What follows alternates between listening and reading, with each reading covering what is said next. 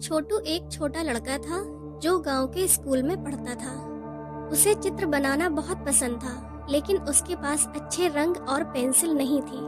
वो हमेशा सोचता, काश मेरे पास एक जादुई पेंसिल होती जिससे मैं जो भी बनाता वो सच हो जाता। छोटू का सपना था कि वह एक बड़ा कलाकार बने, लेकिन गरीबी के कारण वह कोयले से दीवारों पर चित्र बनाता रहता।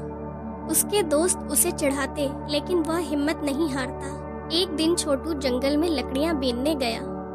वहां उसे एक बूढ़े बाबा मिले जो दिखने में रहस्यमय लग रहे थे। उन्होंने छोटू से पूछा, बेटा तुम इतने दुखी क्यों लग रहे हो? छोटू ने अपनी परेशानी बताई।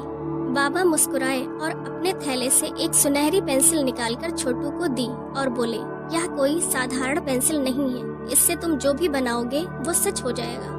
छोटू खुशी से उछल पड़ा और बाबा का धन्यवाद कर कर घर लौट आया। छोटू ने सबसे पहले एक ब्रेड का टुकड़ा कागज पर बनाया, लेकिन उसकी खुशी का ठिकाना नहीं रहा जब वह ब्रेड का टुकड़ा सचमुच का ब्रेड बन गया। छोटू ने तुरंत अपनी माँ को बुलाया और उसने उन्हें पूरी बात बताई। माँ को यकीन न होने पर छोटू ने तुरंत एक फूल कागज पर बनाया।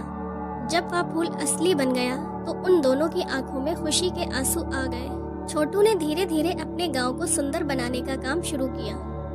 उसने टूटी फूटी झोपड़ियों को सुंदर घरों में बदल दिया, सूखे खेतों में लहलहाती फसलें उगाईं और बच्चों के लिए एक बड़ा सा खेल का मैदान बनाया। छोटू के गांव में एक सेठ रहता था जो बहुत धनवान था, लेकिन उतना ही लालची भी था। जब उस सेठ ने छोटू की जादुई पेंसिल के बारे में सुना तो उसने छोटू को अपने घर पर बुलाया और बोला, बेटा अगर यह पेंसिल तुम मुझे दे दो, मैं तुम्हें बहुत सारे पैसे दूंगा।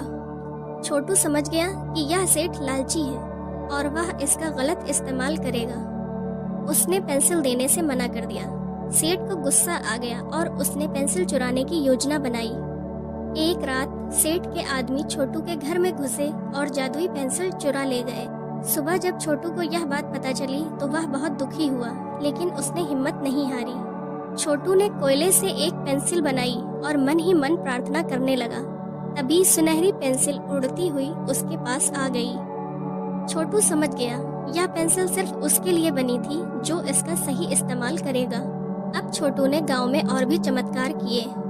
उसने गांव में स्कूल बनाया, सबके लिए कपड़े बनाए, पूरे गांव को खुशहाल बना दिया। बूढ़े बाबा एक दिन फिर छोटू के पास आए और बोले, बेटा तुमने इस पेंसिल का सही इस्तेमाल किया है, अब यह पेंसिल हमेशा तुम्हारे पास ही रहेगी।